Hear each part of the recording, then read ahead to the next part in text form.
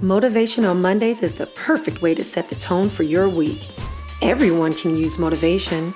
Mondays are amazing, rich with opportunities, full of potential, and now motivational. Your week begins here. Good Monday morning. My name is, of course, Genevieve Jones-Wright. I am the founder and lead empower mentor of Motivation.In.Action, or MIA. And welcome to the very first conversation of Women's History Month.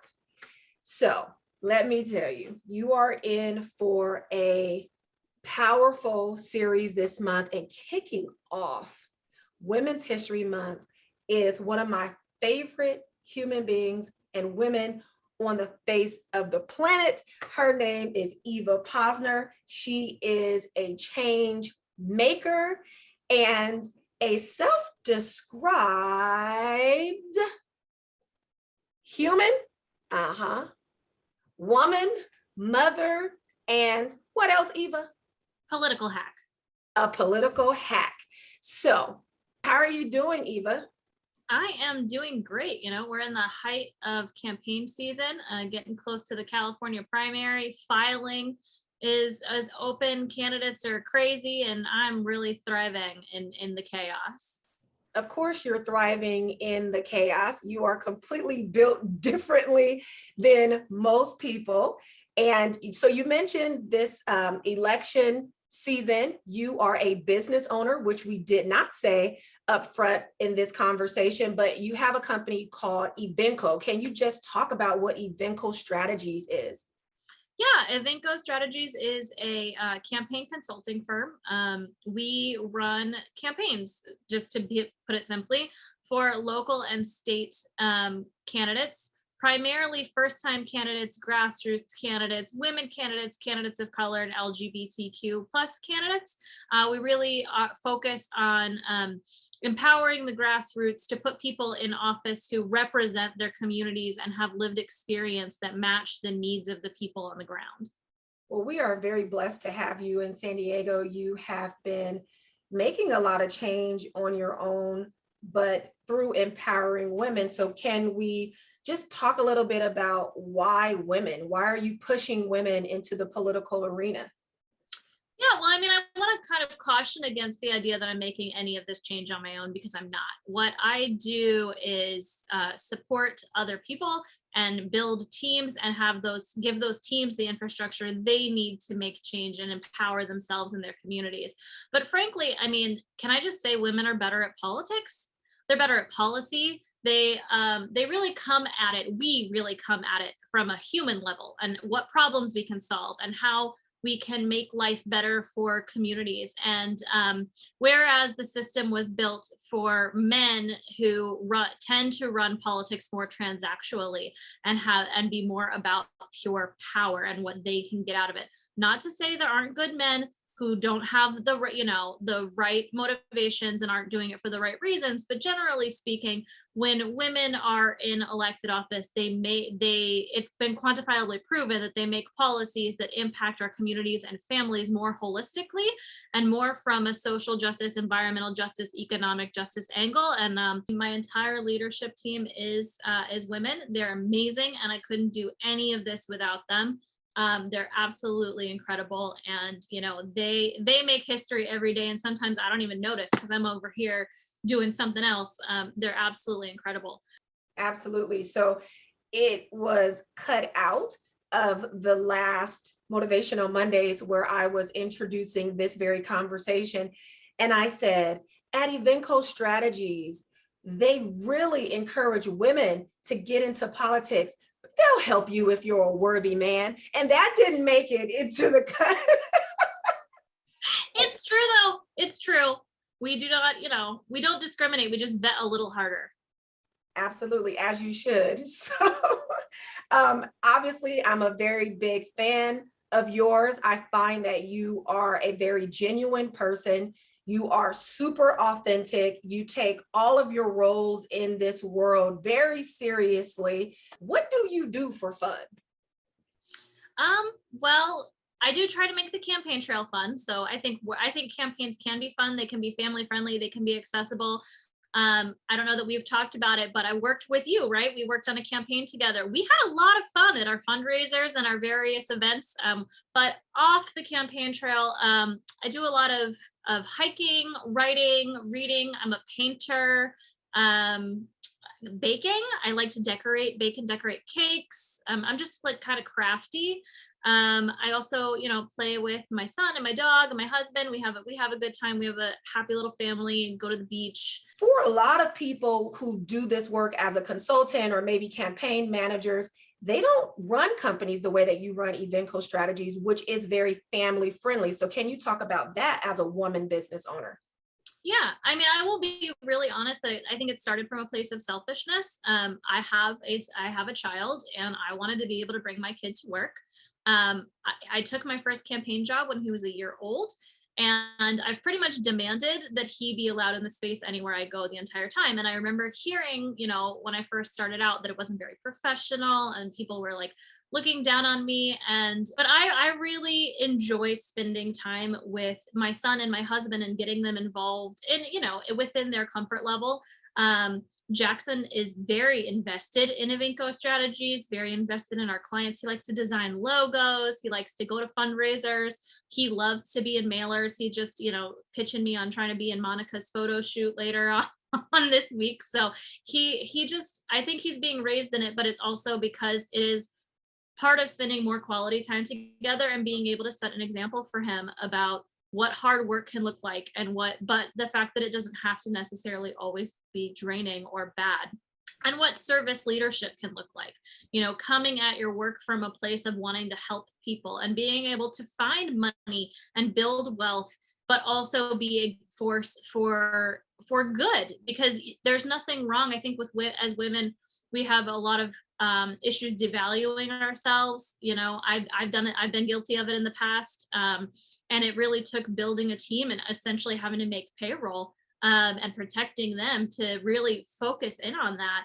But I want to as I learn these lessons, I want to set that example. And if I'm going to create that for me, then I'm going to create it for everyone around me, because I don't want to be a hypocrite, right? It's not fair that I get to bring my family to work, but you have to leave yours at home. And frankly, if a campaign space can't make room for a family, then how can I trust you as a policymaker to make good decisions for thousands of families or hundreds of thousands of families? So you're the physical embodiment of why women make better candidates, why women make better representatives and elected officials, and why women are just better and awesome business owners, because here you are turning on its head what the definition of even professional settings are, because you're coming at this with the perspective of being a mother, being a wife, and you're bringing everything to the table. So I really just can't overstate how powerful that is, and why you are one of the women that I just cherish and love so much, just because you're doing you. So I kind of want to turn the page a bit and kind of go back into some of the prior chapters of Eva's life and what made Eva the way that Eva is today. Can you share with our viewers something that was pivotal in your life that led you to be this amazingly smart, brilliant, justice-oriented woman that is led by what is right?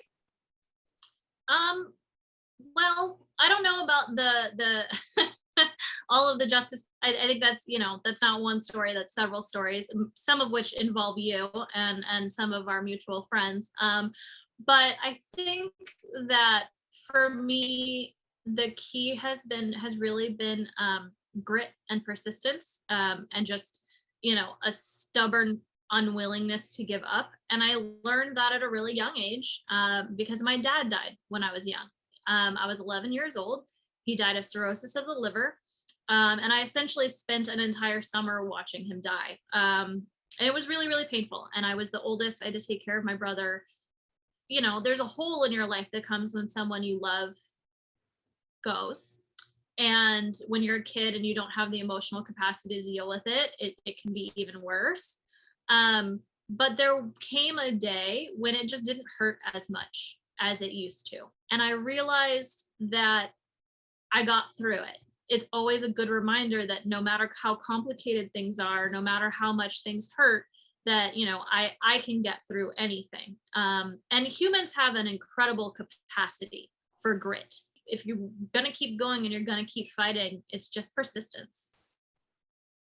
I'm going to have to agree with you on grit being the key ingredient to success and persevering despite struggles or even in the face of struggles. And so at a very young age, you learn this lesson of resilience. And at some point, you had to figure out the person that you were going to be and how you were going to show up in the world. So can you just speak a little to that? I know that you said there are a few stories that combine that got you to be the Eva that we see, that we know, that we love, but would you care to share a little bit about, or just a few of those details about the stories? As far as my political work is concerned, I would say that, when you're run for DA, as well as that same cycle, I worked for council president pro temp, Monica Montgomery Stepp, helping her get elected. And the two of you shifted my entire view of what politics should be. Your campaigns, the community oriented way that you both purposely led and insisted on. And, we had moments, right, when I went in with the way things have always been done. And I said, this is how the hierarchy should be. And you laughed at me. And she did the same thing. She made me defend my campaign plan in front of like 10 people. I was like, what is happening here? Because her whole campaign was by committee. And there was just this real focus on ensuring that the people who were closest to the problem had a hand in the buy-in and the empowerment in the solution. And working for both of you at the same time, which was the year, the first election cycle that I was on my own as a consultant, really did determine, I think, the path that Avinco Strategies took, and turned me into the type of consultant who really focuses on community power politics and not party politics. Having you two come into my political life in that moment was incredibly necessary and powerful. And I think a lot of candidates and a lot of elected officials would thank you both. Well, that's very humbling. I can tell you that you poured into me so much. So I think there's a lot of reciprocity there. And as a person who was striving and who did go up against the establishment and not having political ties, you were a godsend, because not only were you knowledgeable, but your heart was there, your passion was there. I could trust you with the campaign. And there's obviously a reason, and we all have seen it through this conversation, just a glimpse of it, why you're one of my favorite people and why you are kicking off Women's History Month. What can you leave to our viewers? Someone who may be afraid of jumping into an election and running, maybe because it's their first time, or maybe because they've lost before. What would you tell a woman who is not happy where she is and she has a dream in her heart to start a business? You used to work for someone else and you led with your heart, and now you have this dynamic company that is really women led and women centered. Love saying that. So, what would you tell folks? I would say, surround yourself with good people. Just based on that, finding folks that you can talk about your dreams with, that really, who don't think you're crazy, right? People who think that you would be a good leader, that you would be a good business owner, who think you would be a good council member or district attorney or whatever it is that you're running for or thinking about running for. People who think that your ambition makes sense and isn't scary. It's got to be terrifying to put your name on the ballot and to have like what amounts to essentially a public job interview with thousands or even millions of people that you've never met. But you can't win if you don't play. They make the process murky on purpose to keep you from wanting to jump in and to keep you from wanting to get your power. They make it mysterious. They make it scary. They put all of these hurdles in front of you specifically so that you won't demand what is rightfully yours. You can win on community power. I've seen it happen. You can win with way less money. I mean, Monica was outraised, what, 5-1? It's doable. And even if you lose, you can go on to be somebody like you who makes incredible change, founds organizations, has a media following, is able to go in and lend their expertise, not just in the courtroom, but also on television to demystify, the criminal punishment process. And I'm going to be really honest with you. If you're a first-time candidate, you're probably going to lose. The statistics are against you. But if you have the patience and you have the stamina to go, a second time or a third time, every single time you run, you're more likely to win. And if you don't run, someone else who does not represent your community and does not have your best interest at heart is going to have that power, and you're going to be left out of the process. And you just need to reach out and find some people who can help you make it less scary. All right, y'all, you got the pep talk that led me to believe I could move mountains. So Eva, we need to make sure we give them information about whatever boot camps you have available. I know that you have groups they can join on Facebook. We want to make sure that people can reach out to you to contact you. This woman is dynamic and she should have her tentacles everywhere. So no matter where you are, please, if you're thinking about it, reach out to her. As she just said, there's only an upside to it. So just put yourself out there. And when you do, you're going to have a wonderful team of women right behind you, because Evenco Strategies is a one-stop shop. They have everything you need. So Eva, I just want to thank you so much for coming in to help motivate everyone and to help us jumpstart our week on a positive note. Thank you so much for having me. It's genuinely an honor to be here. I'm really, really proud of you and excited about what you're building. And I am honored that you asked me to be a part of it. Could not start Women's History Month without you, Ms. Posner. So next week, tune in to Motivational Mondays, where I will be talking with my dear friend and fellow social justice warrior and attorney, Colleen Cusack. Amongst other things, we're going to talk about her mission to teach chess playing to women and girls. So tune in next week, because we're going to have another powerful woman to talk to during March, Women's History Month. Thank you so much for joining us for this week's Motivational Mondays. I'm going to see you next week, same time, same place, right here, with more inspiration to help you jumpstart your week. Now, if you found this week's conversation inspirational or motivational in any way, maybe you got a gem to carry with you throughout the day or the week, please feel free to like, comment, and share. Because remember, everyone can use some motivation. And if you haven't already, please subscribe. I'll see you next week.